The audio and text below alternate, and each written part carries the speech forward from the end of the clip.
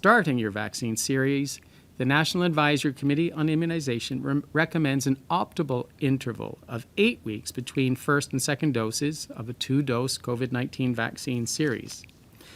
Individuals who wish to get their second dose at a shorter interval, as applicable, can continue to do so, but with informed consent. And I want to say thank you to everyone who has been vaccinated. Currently, 88.5% of eligible Ontarians have 1 dose, and 85.2% have 2 doses of a COVID-19 vaccine. In regards to booster doses, I also want to thank the eligible Ontarians who have already come forward to increase their protection against COVID-19 by receiving their 3rd dose or booster dose.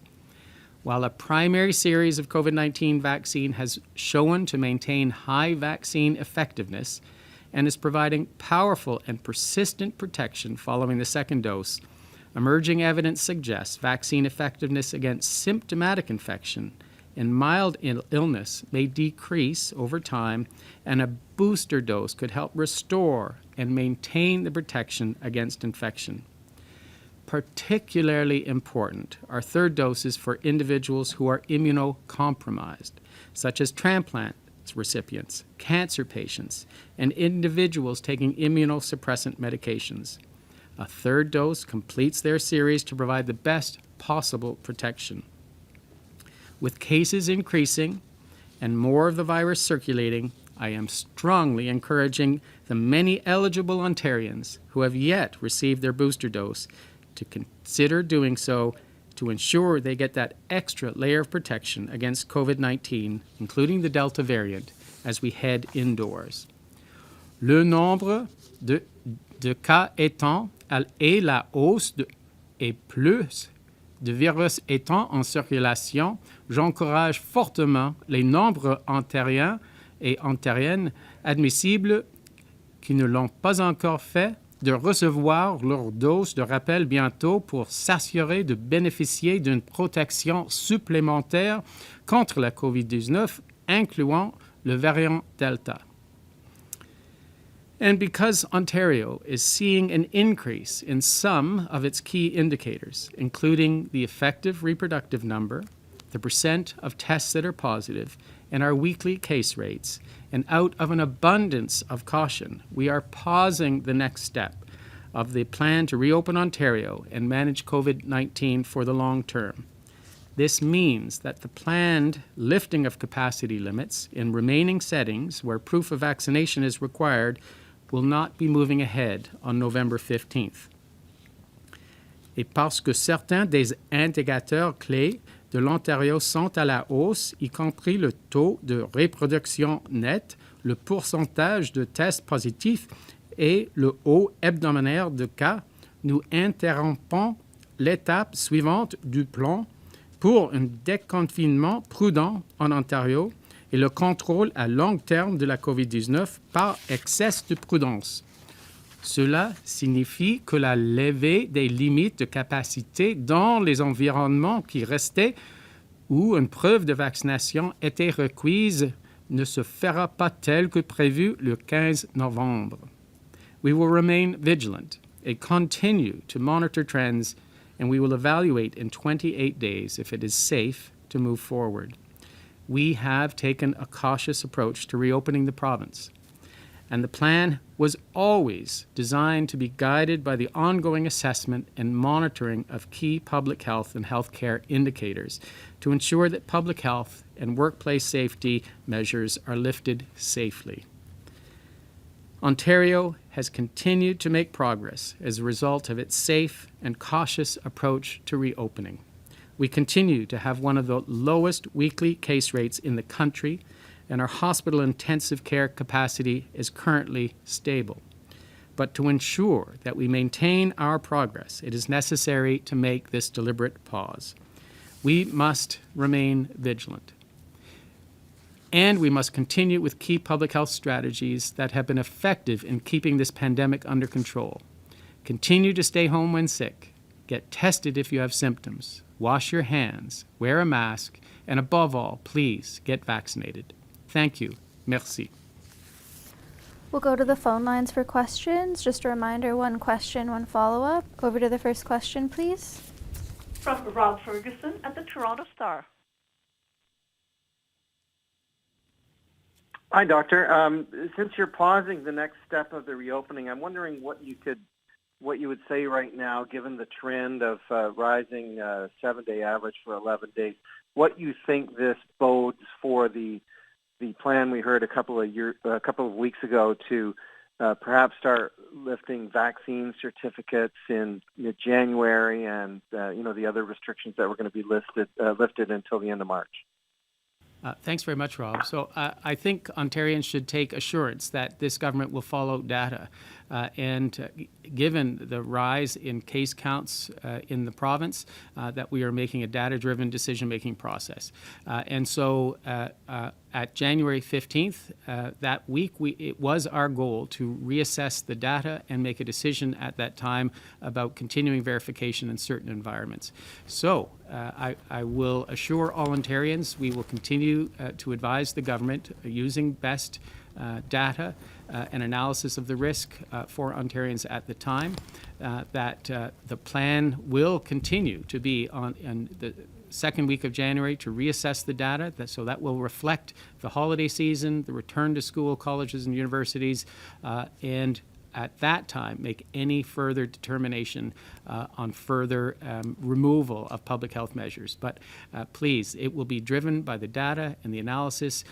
Our goal through this pandemic has been to limit the effect on our hospital sector, to limit the number of people that are ill requiring hospitalization or intensive care use. I am happy at present with the trends that we have, limiting the impact on our healthcare system, but we have to maintain those for the coming weeks and months. Follow-up. Thanks for that, Doctor. And just in regards to some of the health units that are seeing rapid rises in cases, I know, I'm not trying to be alarmist, but Sudbury, Southwestern Ontario, Haldimand, Norfolk, Kingston, Simcoe, Muskoka, and Niagara, they're all seeing fairly rapid increases in cases. For example, in Simcoe, Muskoka, they're up 80% in the last 2 weeks. Others not quite as much, but they're all in what would previously, in the pre-vaccination area, have been lockdown or severe restriction territory. Now, I know we're not in that kind of environment anymore, but what is driving these some of them exponential rates of increase?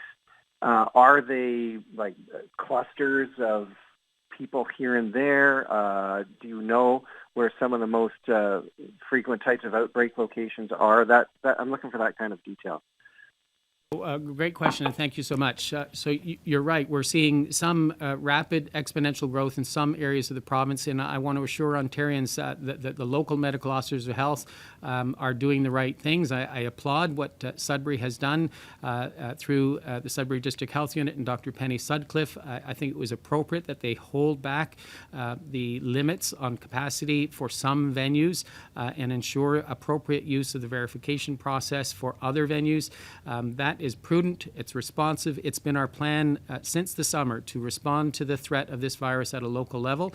The virus is a formidable foe. It wants to spread very quickly and rapidly, and will do so in pockets of populations that are unvaccinated. And that's what we're seeing across the province, is that in areas of the province that have had previous low levels of infection, where the population had perhaps low immune protection through vaccination or natural infection, that this virus will spread. It will continue to do so until we have a very high level of vaccination, and or quite frankly, till we have more people sadly infected and put at risk by this virus. So our goal from a public health perspective has always been to have the highest level of vaccination that we can, and now to encourage the third dose protection as we go into winter to maximize that long-term protection, especially for those that are the most vulnerable to this virus, those that are over 70 years of age in our long-term care sectors, our retirement homes.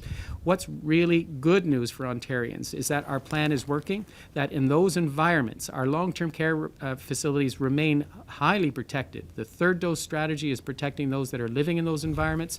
The vaccination level of the workers continues to increase under the leadership of the minister and his directives.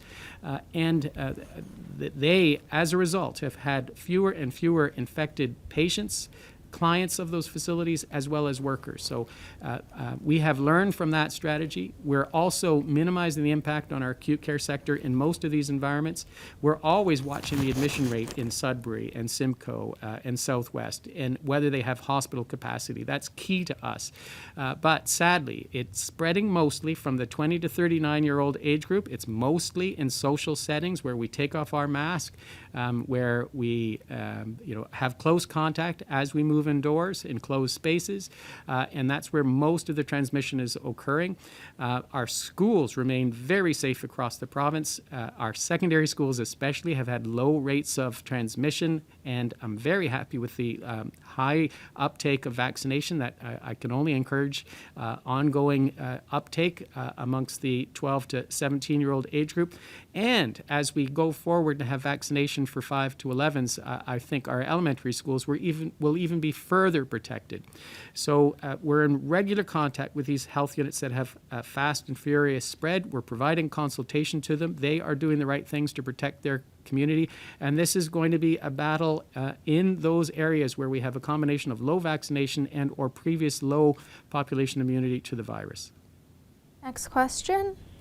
From Adrienne Gabriel at CTTV. Hi, Dr. Moore. This week, City News has been going to some Toronto area restaurants to see if they are following along with the vaccine certificate mandate, if they're scanning QR codes, if they're checking people's vaccine certificates. We found that multiple restaurants, some smaller independent ones as well as some large chains, aren't following through. And they're either not scanning the QR code or not asking for ID. Some places aren't asking for anything. When you hear that, you see the cases are rising. What is your concern?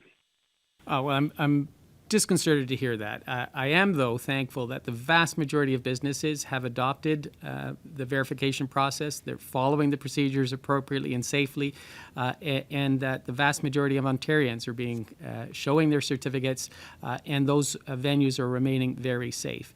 It is a plan that we've always had from the enforcement vantage point to have progressive enforcement. So we started September 22nd with education. We moved to the QR code on October 22nd. And now that you've had the opportunity to use the electronic scanner and QR code, you can anticipate that there'll be progressive enforcement.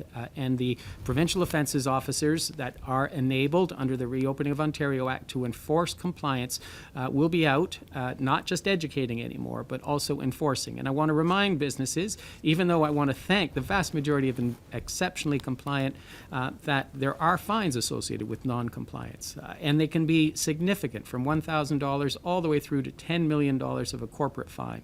So this is serious. As we head indoors, we'll need more and more progressive enforcement, not just education.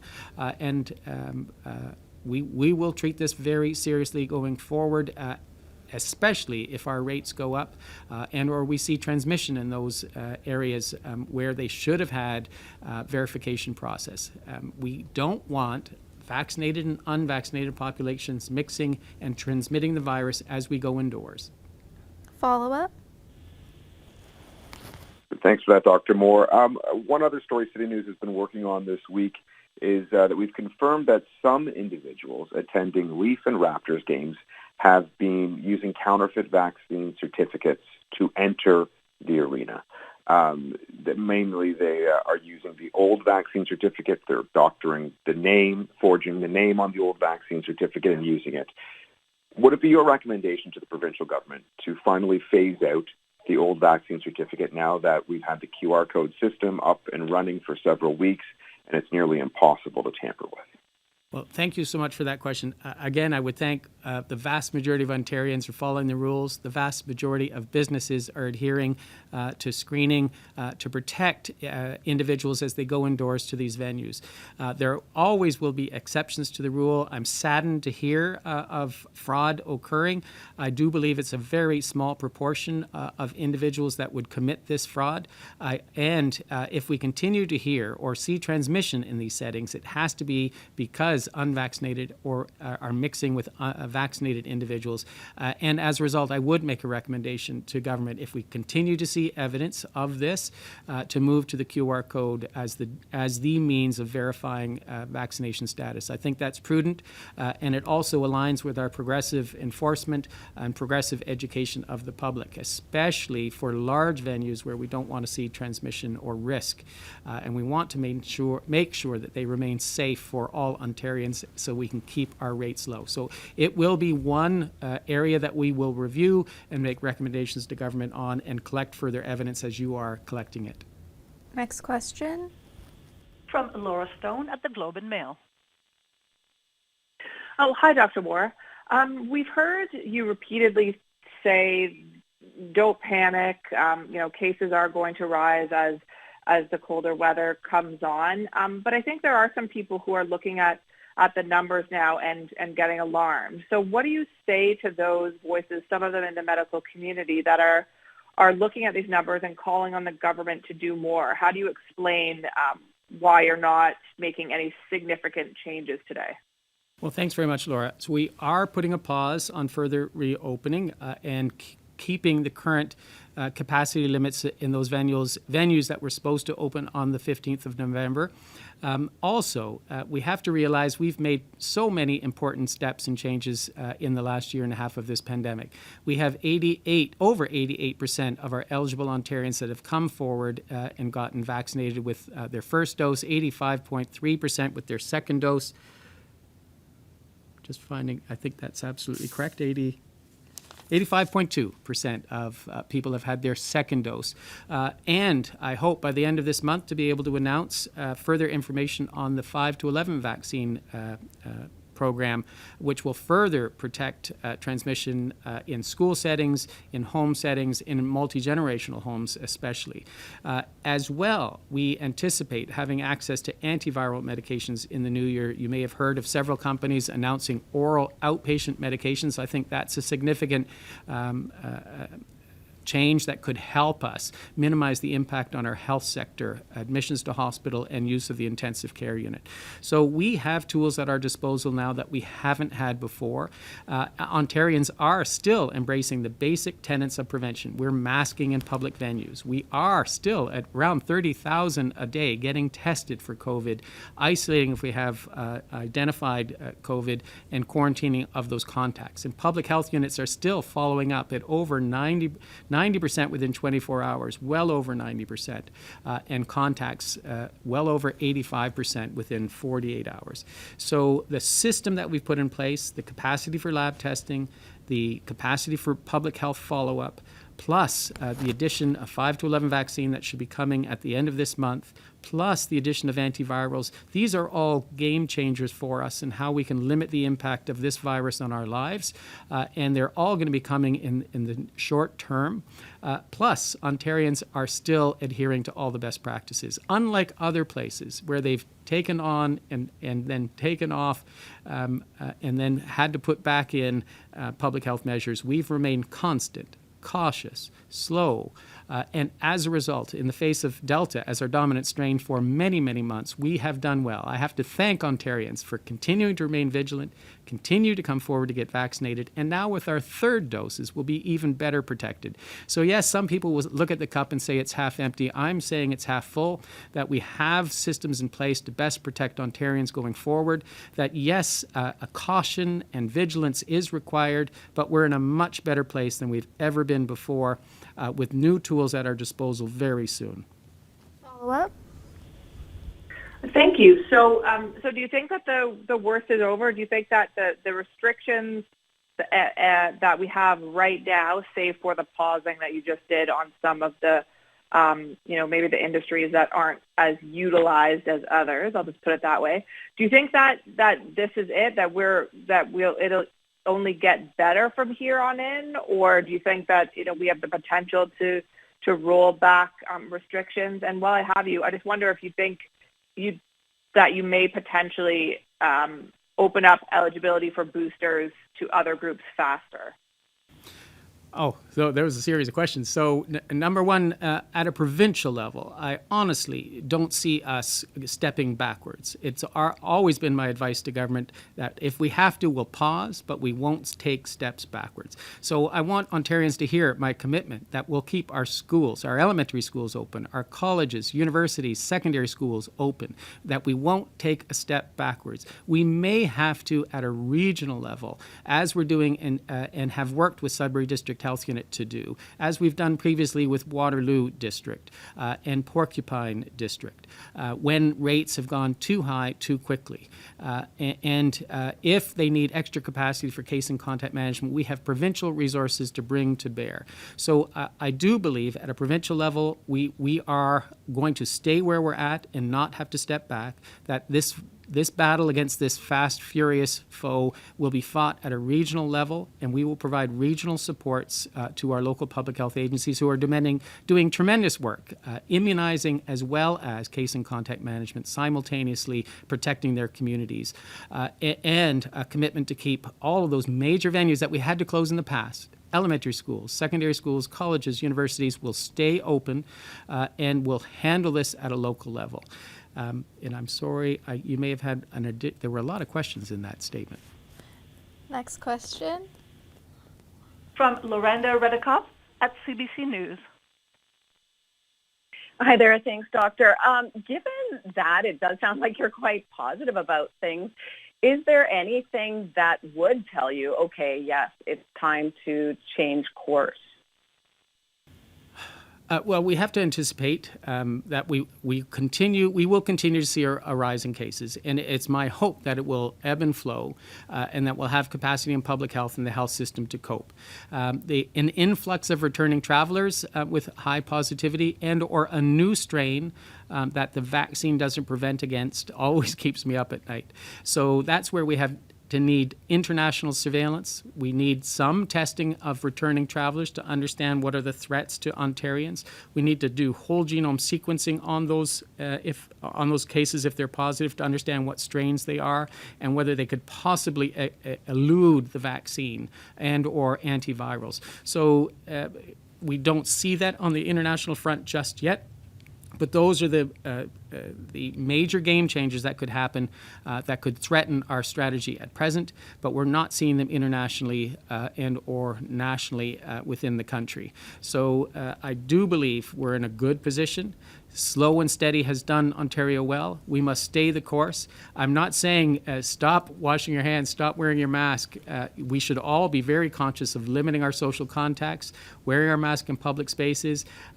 Please take advantage of the third dose strategy that we've unveiled for those that are particularly susceptible to this virus, which are the 70 and older, First Nations, Inuit, Métis. Please, our healthcare workers, if and when the time is available to you for your third dose, take advantage of it as you are in the front lines, and we want to keep you as healthy and your families healthy as possible, as well as those that are immune suppressed or transplant patients. Take advantage of the third dose to best protect you and your families. All of those components and the rollout at a population strategy in the new year for third doses will only further protect us. And I do believe we're in a good place, but we all must remain vigilant. Follow-up.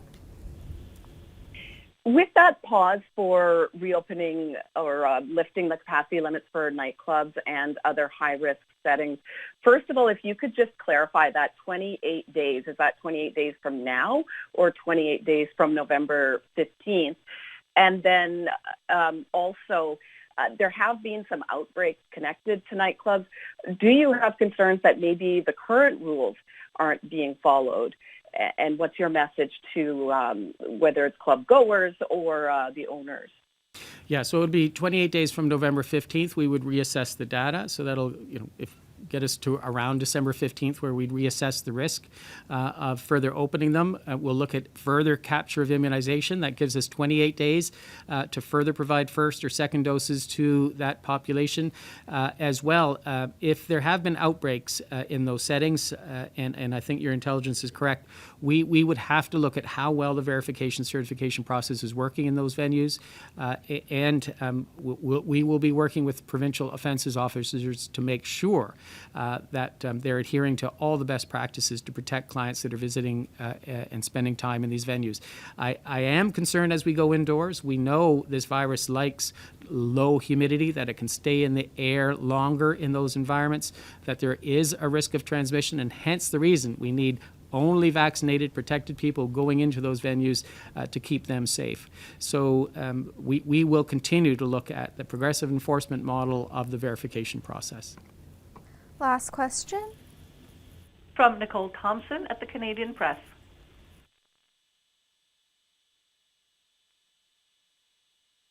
Nicole? Please unmute. Nicole, I think you're on mute. Okay, with that, we will conclude today's press conference. Thank you.